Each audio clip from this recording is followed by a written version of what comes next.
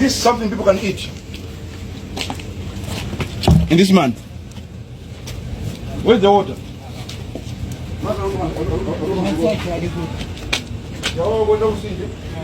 Now, where's the borehole?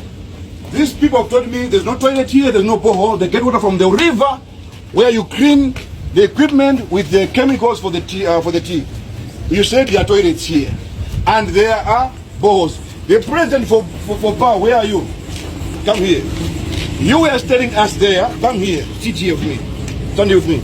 You were telling us there, nakuza nekuti inuyo, mugimila nchito mabwana anu, pakati mawekazi makana. Andu anu aweka unioni, anu anabula kwa inukusirika, unakuti, timaopa kuyangu atuopa president atu, ama tifutisa inuyo. And I told, yes, and I don't want you to be on them, but I'm telling you now, they told me there, unakuti, timaopa kuyankura, apese tata unioni, ama di wopieza. Ndiye, mujamana nakuti, yai, zimbuzi zilipo, mazi alipo. Now we are here at this farm. Show me one toilet and one borehole. We walk there right now. Inuyo and your bosses, try together there. You are together. Show me one toilet and one borehole right here on these two farms. In the office there, you are like bosses telling me we have got toilets, we have got water here and boreholes. Can you show me one at this farm? Let's go. Let's go. You told me you have water and toilet here. Let's go. Let's go and change wages. We have discovered that the payment is 81,000 per day, per month for the workers. Or the minimum wage federal government for per month is 90,000. They have refused. Mabwana would know we pay them more than that. We have asked for the pay slips, which we believe they'll provide by the end of the day tomorrow if they're saying the truth. Because at the for evidence. As you have seen, the workers don't have protective clothing, no gloves. Majombo avala wanagula woka, anina woka antu wanagula woka sana jani sana agulire. But in the meeting there, the managers were saying anagulire jani protective clothing. But here we asked them, you said they have protective clothing, yes. Can you show us? They have failed to show us. This farm and that farm, no toilet, no tap water or borehole. And to wa makaona zitapi meotunga bomazi udazima pokwila nchito. And they are complaining, saying that they spray chemicals muti, but the sprayers and the drums akamaliza amakasuka so musingi omweo otuka mazoda amwe. These are human beings, not dogs. Even dogs get clean water. Then someone has got the guts to say, hey, don't touch tea estates. For what? For what? Here we are, we have touched the tea estate, and God, the grace of God will protect us. There's no two ways about it. There is a tendency at this farm. Employees work for 11 months contracts. Because there's a law that if someone will get a gun for 12 months, I mean, Mpaka for Malawi is a Caribbean employee. Their company, amalemba nchito 11 months. Nikuambia so contract hina. Kutoa jani, walemba ndu nchito pa permanent basis. Ena, upgrade 26, 29, 15, 8 years on a ganyu basis. Is that fair, Malawians? For people to work on a farm, tea estate, exporting tea elsewhere, making money and profits, but under more than 10 years, 29 years, on a ganyu basis. Wafusa kudia in Malawi napanga out as union, the IT association.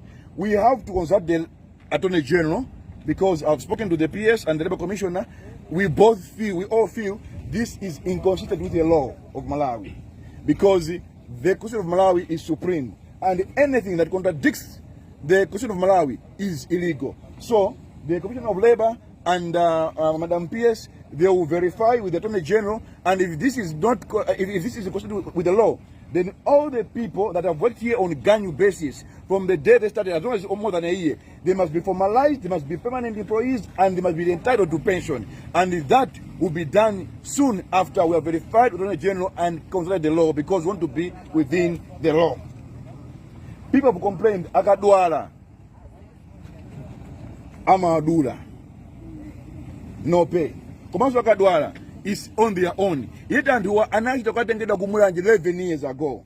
iwo jamakana no satekepo anthu kofusa mabwana wina jaji ayikuti aja ni ayi abula pompa na 6 years ago sakudziwa tinakati nganthu akumulanje kutcholo kudeza 11 15 20 years ago asakudziwa iye tayani amakana chusa mangokana we have come here that tieni wadonese kani kusaiti kwa kufield tabuya kunoko tole chimbuzi no it's the next farm come on we said is this farm that right toilet akuti next farm nefe tiende panopa for 2 kilometers ndekuti muthu agwira ntchito aende 2 kilometers apita kuchimbuzi assuming kuti chimbuzi koko because akunena kuti all the farms they are not toilets, no boreholes, no water, and you have seen for yourself what is happening on the ground. Gratuity akuti amadulidwa saziwa kuti enda banji nzezozo ma claims anthuwa we have demanded them to give us tomorrow to the general office ma receipts as many zozo ma pay slips and all that kuti zoti zikwenda banji, but all this is happening we feel zisakhala bwino. Last week titagwira apo nagwira skero akuti magwira ya mgwazo aliyese atotole 60 kilograms makosana masamba wawa 60 kilograms per siku is not a small job. Now kuna skero kuona calibration ya 2022 it was supposed to be recalibrated in 2023. It's now 2 years no recalibration. Wafuza mja kuti ayili office kwanga Malawi Bureau of Standards ikapanga calibration imamata kandi chani imamata ndipo pompo the way you go to Malawi for service with your car abanga service the amamata the sticker pa gali moto baja so pa manja patumba kuti unyamule yayi ndauza kuti lero 5 o'clock abweresa but abweresa ndikuti everything amakabuja akunama za problem clothing anama za chimbuzi anama za madzi anama is this I doubt kuti is there anything I don't think there's any truth that comes out of the manager's mouth. I don't think so, because everything will prove them wrong here with the amanama mufisi muja. That's why I said let's go to site and prove right here. I think for now those are the major issues, and by the way the Labour Commissioner has issued a prohibition notice kuti farm iyi ndi iboeza tabeza umbono ogwirika asagwire so ntchito pokapoka toilet awamangire boho awapase shedi yolelelapo